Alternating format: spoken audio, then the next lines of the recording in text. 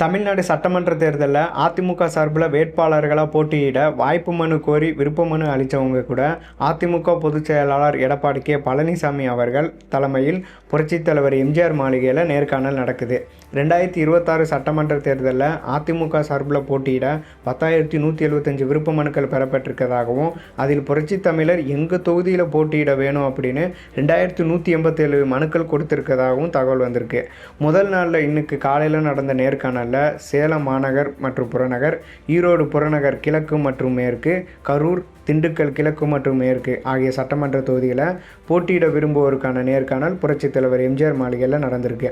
பிற்பகலில் நாமக்கல், திருப்பூர் மாநகர் கிழக்கு மற்றும் மேற்கு, கோவை புறநகர் வடக்கு மற்றும் தெற்கு, நீலகிரி ஆகிய சட்டமன்ற தொகுதியில் போட்டியிட விரும்புவோருக்கான நேர்காணலும் நடந்திருக்கு.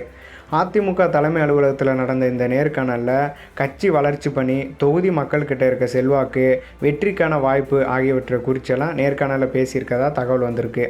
நேர்காணலில் பேசின எடப்பாடியார், கட்சி தலைமை அறிவிக்கும் வேட்பாளரை வெற்றி பெற செய்கிறதுக்கு அனைவரும் ஒற்றுமையாக இணைந்து செயல்படணும் அப்படின்னு அதிமுக பொதுச் செயலாளர் எடப்பாடி கே பழனிசாமி தொண்டர்களுக்கு அறிவுரை கூறியிருக்காரு. தேர்தல் களத்தில் அதிமுக பரபரப்பாக இயங்கிக்கிட்டே இருக்கிறத பார்த்து நாளை நமதேவாக இருக்கும் அப்படின்னு தொண்டர்கள் மற்றும் பொதுமக்கள் உற்சாகமாக இருக்காங்க.